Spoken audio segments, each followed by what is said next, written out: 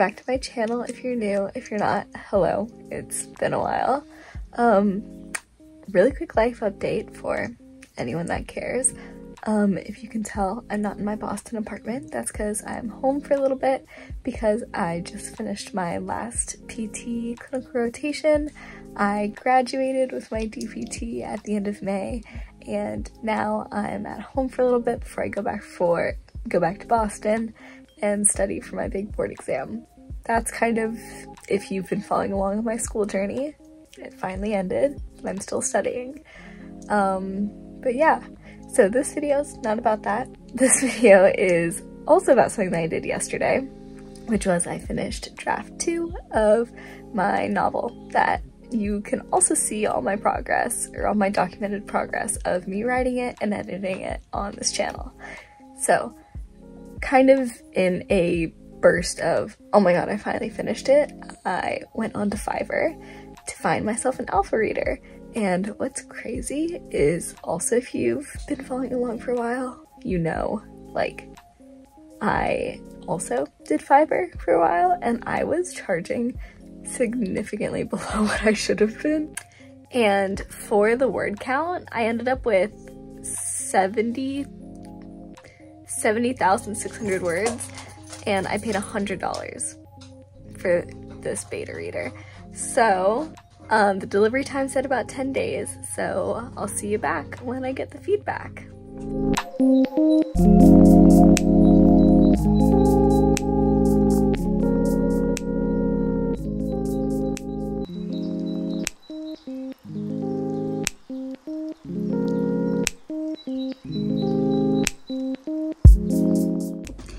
Hey everyone, welcome back. It has been about 11 days since I last filmed.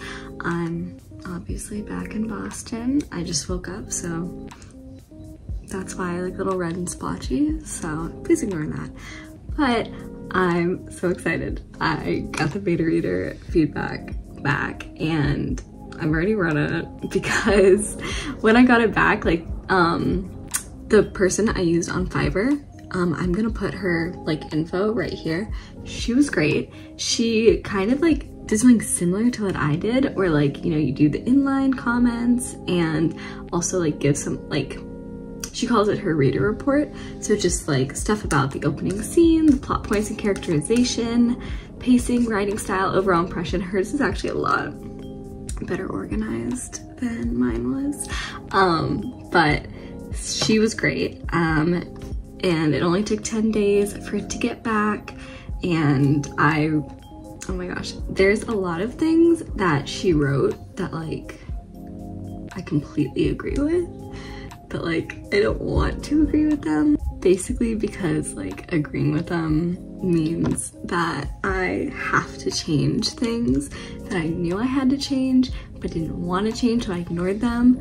So basically I knew that things needed to be different, and now other people are pointing out that they need to be different. I'm like, crap.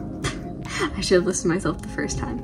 But yeah, I'm excited. So I'm going to try to have this and the paper that I'm looking at side by side. I've never done that before on YouTube, so hopefully I can figure it out. So stay with me.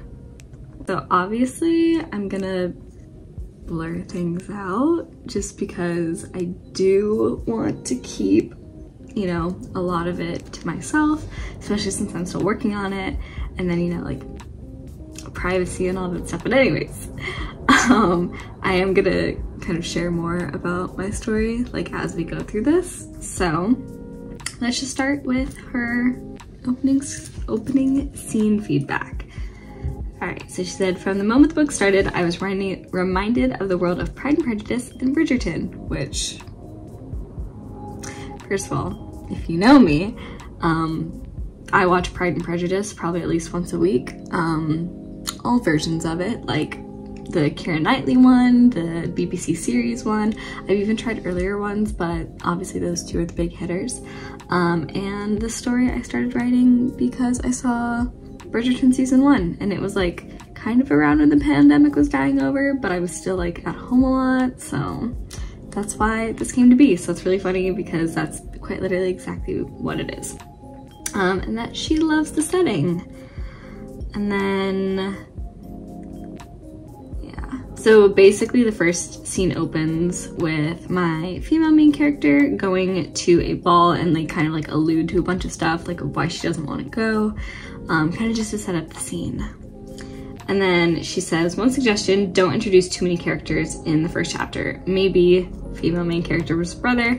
Wait till chapter 2 because there's several characters with no description, makes it hard to imagine the scenes properly. Keep it 2, and then that's my female main character, her mother, and her sister. And try to describe the appearance of clothes as well and surroundings to make things more visible. So her saying try to make like describe things a lot more was kind of a theme in here, and I feel like I do avoid that a lot because I feel like I'm not good with like flowery language to describe things, so I think I've just kind of avoided that in favor of describing action a little bit more. So definitely something I need to work on. Also, I'm not going to do it here just because I'm going over the feedback, but once I'm gonna sit down and write everything she said into a different document, and that includes going by her like line by line, like chapter 1, these were her suggestions, chapter 2. Obviously, like, I'm my own person, like I'm not gonna take every single thing she says, but it was so nice just to have somebody else read it with fresh eyes, because some of the things she said I never would have noticed. And then I also don't really like to describe what my characters look like too much right off the bat, because I think that you can get a little too into the my name is Raven with my dark ebony hair like territory. So I try to like not do that, but I think that's valid. And what's really funny too is in the first chapter, in the original draft, I had her like, she pulls up to her family home and you meet every single one of her family members, and rereading that I was like, no. So I cut it down to just her sister, her brother, and her mom, but I can see how like even meeting like 2 of her siblings is like a little overwhelming, but again, I'll look at that. I'll reread the scene, see what I think as well. All right, now on to plot points and characterization. I might be a little bit, not show as much as this because I don't want to give it all away, but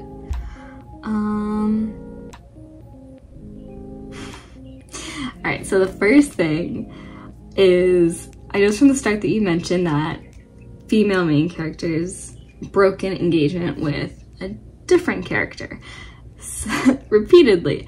So that was the storyline that I added in the second version, like the second draft. That was not in the first draft.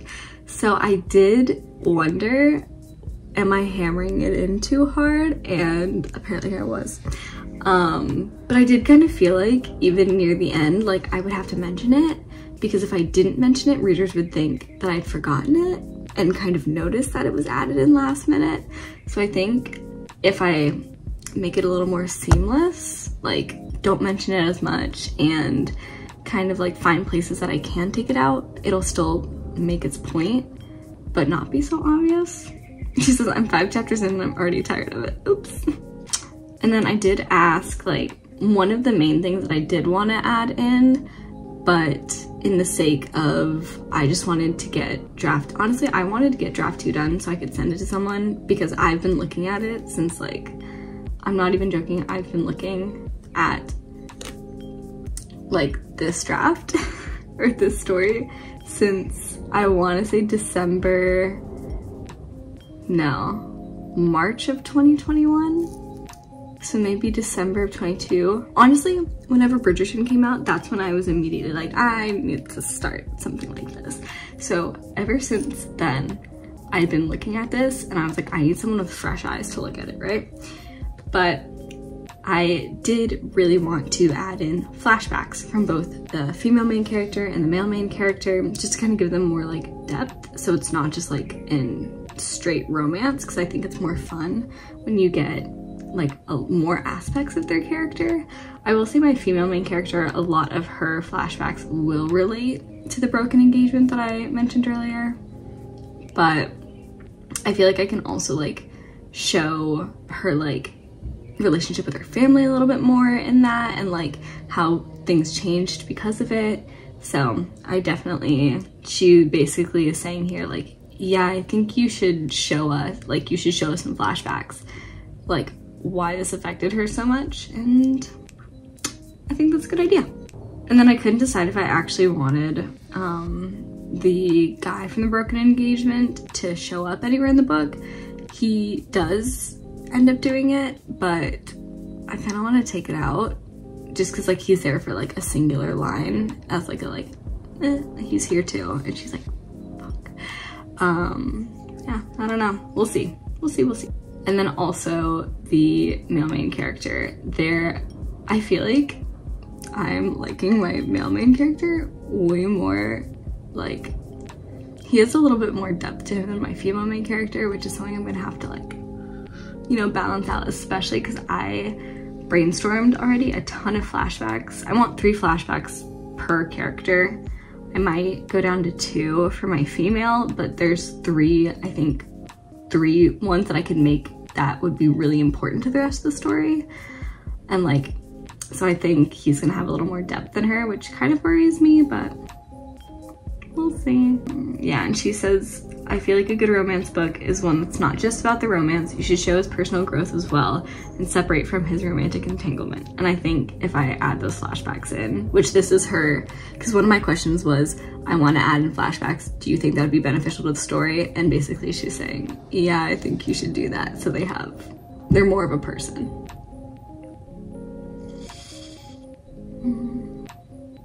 And then he does have a brother that he has like kind of a rocky relationship with.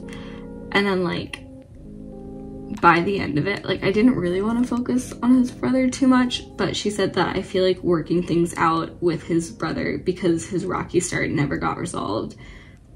I feel like I could do, like, I don't have to spend too much time on that, but there's things that like I could say in like a quick scene or like a paragraph that would be more impactful. You know, like make their relationship like make more sense. And then the next one, I loved watching the family together. Family in general is one of my favorite parts of romance books, and if given proper attention can make a really good book amazing.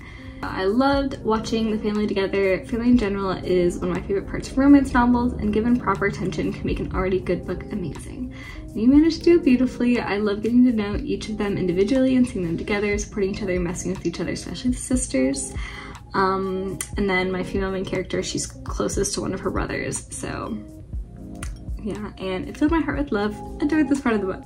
I love, like, I don't know, I only have a brother and I've always wanted like a really big family, and I love reading books where it's like the family, like, that's what I think my favorite part about Bridgerton is, that the family's like locked in. They're like, we're all in this together. Like, especially I just finished part 2 of season 3 last night, and it was so good. But I just love the family dynamic. I'm a big fan of found family too. It's just like when a group of people are just like locked in for one another, I love it. And of course, like this being inspired by Bridgerton, I wanted to flesh out the characters just a little bit, like give them slightly more attention in this book than I might with like a different romance book, just because I do want to use them later, you know? Like, they gotta have their own love stories, so, but they're still pretty one-dimensional, and I think I'm gonna keep them that way, but, you know, why? It's not their book yet. Okay, this next one, like, I'm a little unsure of this comment, just because of like the nature of like Regency era books, and like, I don't want to say bodice ripper books because girl, it is not a bodice ripper. I promise you I can't write that stuff. Like, I don't think I have like the words in my head to do that, but so she says, this is a major issue in your book, something you must work on, is that I realized that all the plot contained from start to finish were parties. If it was one event after another, from a ball to a picnic to a tea party, orchestra, whatnot. The book was chock full of them, and they were only the instruments taking the story forward, because whatever happened, it happened at a party. Now, I know that the Arrow is famous for them and every book and show is based on it has a plethora of such events. But with your book, it looked like that was all it had, and that was not a good idea. It was either parties or their home where the majority of the story took place. You really need to change the setting in some of those scenes. So I can kind of see what she was saying. She's like, oh my god, like these characters, all they do is go to parties. But I feel like that was such a good instrument for me to like get everybody in one place. Because it's like, even if it wasn't like a really big party, it would be like a little dinner. So like, I don't know, maybe she does have like some conversations with her siblings that maybe could happen at home. And like, actually, see, it's like the more that I think about it, the more I'm like, oh, that's kind of a valid point. I will say most of the conversations that the brothers, like my male main character and his brother have are, oh my gosh, they have a lot of these now that I think about it, are conversations when they're in the carriage together going somewhere. Or I also kind of like had like a bar that they like kind of frequent. That was kind of like a tool for me to have like my male main character like hear people gossiping, like hear the men gossiping and be like, girl, what's going on? Like, so I feel like I probably won't change a lot of I'm not gonna really take out any of the important events, obviously, like the important parties, but I can see how like I could have a conversation somewhere else, but also like, yeah. I feel like I can see how some of the parties were just like, oh, and then they went to a dinner and this conversation happened. You know? But I'll have to think on that one. That's probably one of the hardest things, or like the comments that I'm like the most like, what's the word for it? I have to like ruminate over the most. But this one is so funny too. She said there were some other repetitive elements in the story too, like the constant eavesdropping in important scenes. I didn't mind the family being nosy and sticking their ears to the door to listen for fun, but the unintended ones that were just instruments to take the plot were far too many. When I first read this, I was like, I didn't think there were that many, like, because there is like a scene where like one of the sisters is listening at the door, and then she like falls into the room and she's like, uh-oh, and they're like, uh-oh. Like, I like that scene, and I was like, I don't think there's a lot where eavesdropping happens. And then as I was like, honestly, when I got this feedback, I was up until 4 a.m. like thinking about it. To be fair, the beta reader is in a different country, so when it was like midnight for me, it was like 9 a.m. for her. So I knew my feedback was coming at 1 a.m. so I did stay up a little bit late for it. But then I was up just like thoughts racing. I'm like, I'm so excited to like edit with her thoughts, or to like look at it from her perspective. But as I kept thinking, like I'd be like, oh, like this, I could maybe like this scene specifically, I'd be like, oh, they eavesdrop in that scene. That's how he finds that out. And then another time, oh, he eavesdrop on that scene. And actually, the more that I genuinely think there might be at least like 6. So that is something I never would have noticed without her, so. And then another repetitive scene would be the mother convincing female main character to attend many parties. Once or twice was okay to show that she was doing it just for her sake, but at the point it felt almost cruel for the mother to subject her to those dreaded events when each one was worse than the last, which, very valid. That is like a huge reason why my main character goes, because basically, like I mentioned, she has like a broken engagement and like people are still gossiping about her and she hates that and she doesn't want to go out. But like, I do think it's like every single one, she's like, I don't want to go. And her mom's like, what if you did go? So yeah, I can see how I can make some adjustments to that. Okay, I won't really discuss like this big chunk that I'm looking at right now because it's a major spoiler at the end. But okay, so fun fact about like this book too, like I said, I had been reading, or I had come up with it in Bridgerton like era when season 1 came out, and I feel like it's really common, like when you make like a little scenario before you go to sleep and you like build on that, and then once you're done with it, you're like, all right, next thing. What like is my bedtime scenario now? Basically, this is kind of one of those where I was like inspired, and there's a specific scene that I had in my head, and I was like, what if I wrote a book? And so I kind of wrote the rest of the story around this scene. And the more that I created characters and the more the storyline that was created, kind of the less and less it fit. But I think I was still like holding on to it because like it was my first scene. It was supposed to be like, it's kind of like, I don't want to say the climax, but it's like, you know, like if you're like looking at like the graph of where it's like rising action, climax, and then a little bit of a resolution and something second happens, it's the second bump. And after reading this, I did kind of talk to the beta reader a little bit, and I was like, I knew that that was gonna have to be changed. Like the biggest thing when I was editing draft 2 is like, I don't like this scene anymore. I don't think it makes sense anymore.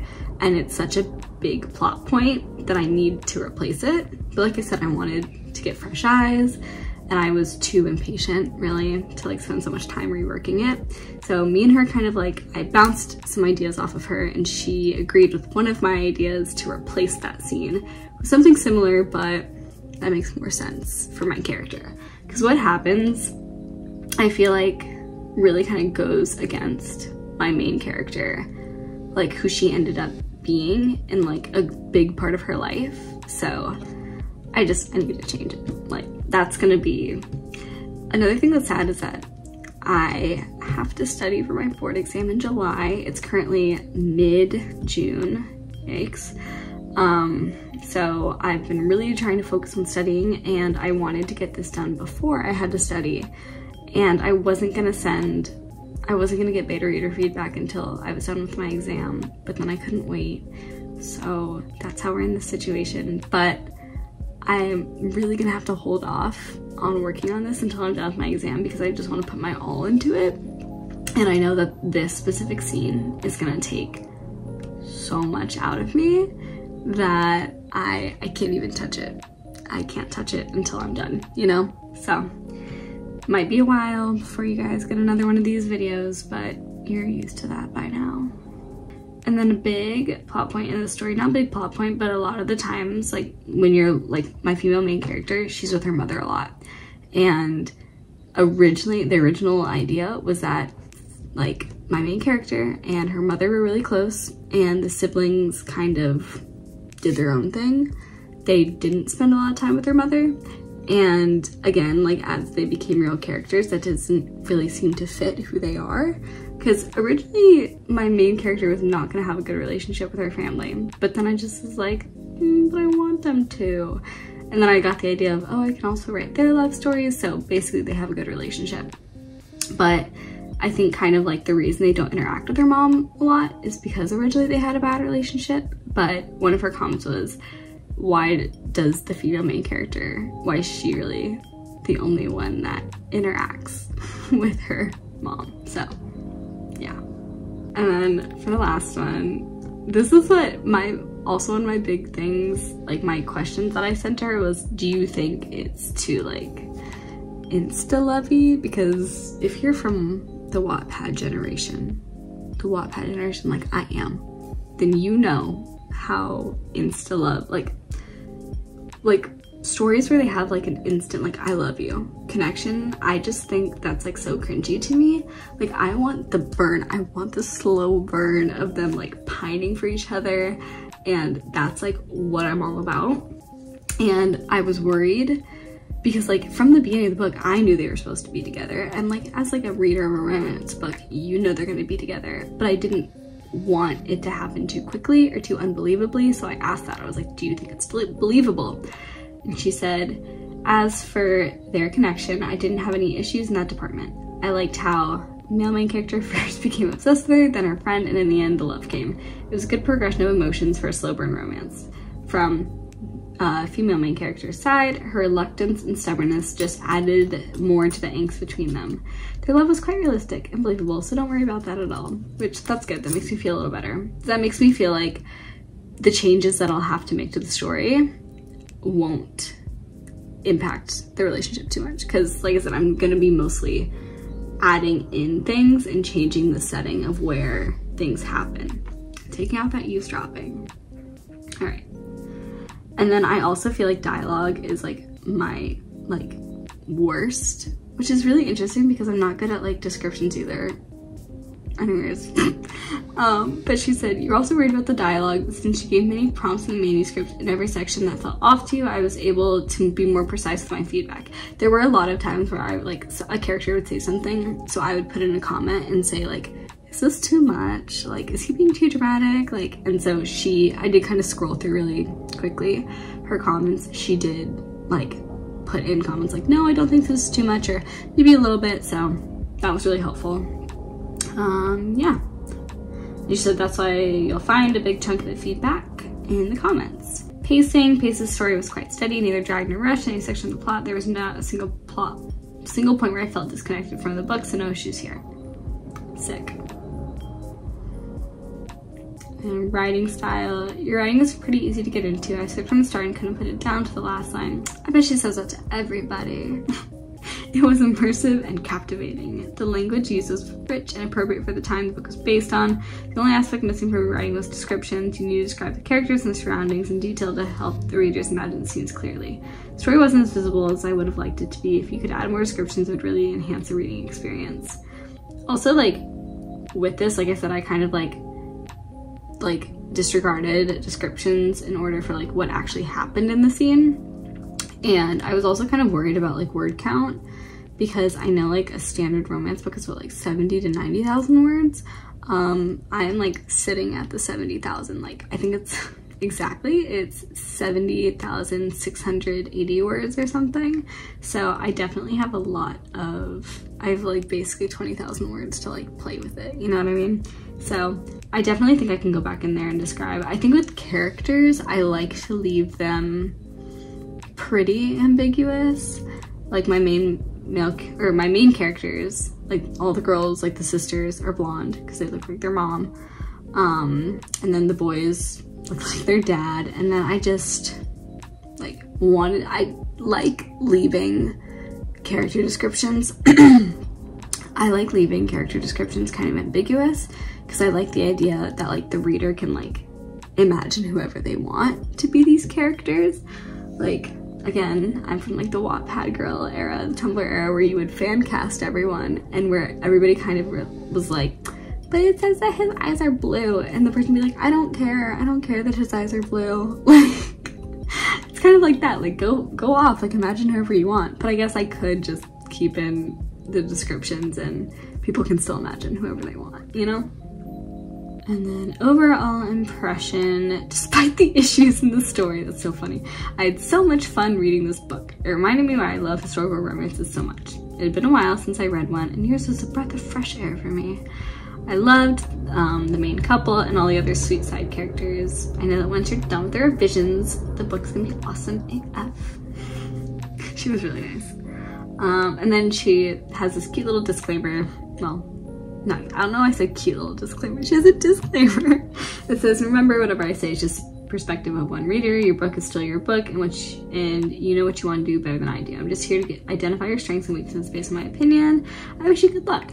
Yeah, and like that's super valid. Like I said, like it's my, like she said, it's my book. I'll make the changes that I feel necessary, but I feel like she pointed out things that A, I knew I needed to change, and B, I never would have seen, like, because I know the story so well, I never would have seen these really without her like saying something, you know what I mean? Like I know the story too well, where like I just know the general picture. I don't notice the things, like all the times that she pointed out. Why are they eavesdropping? Like they're eavesdropping in the scene, and I'm like, oh my god, they're eavesdropping like 6 times. Like it just feels really nice. I think also that like I'm not the only one that's read this, and it's kind of gone beyond my world, and other people have seen it, even if it's just one girl. So I'm so excited to keep working on this. Hey, it's Editing Chloe. If I don't forget the intro, then I forget the outro. So I did forget to film an outro, which is why I'm doing it now. But if you've gotten to this point in the video, thank you so much for watching. I know it's kind of a boring video to look at, just like the document me in the corner. But if you made it far, thanks so much. So if you enjoyed the video, please like, comment, subscribe. Hopefully I'll be able to get a few more videos out by the end of this year.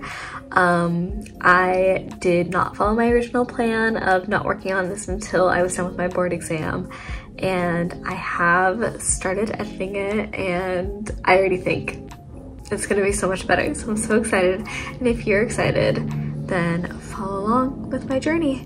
And again, like, comment, subscribe. All right.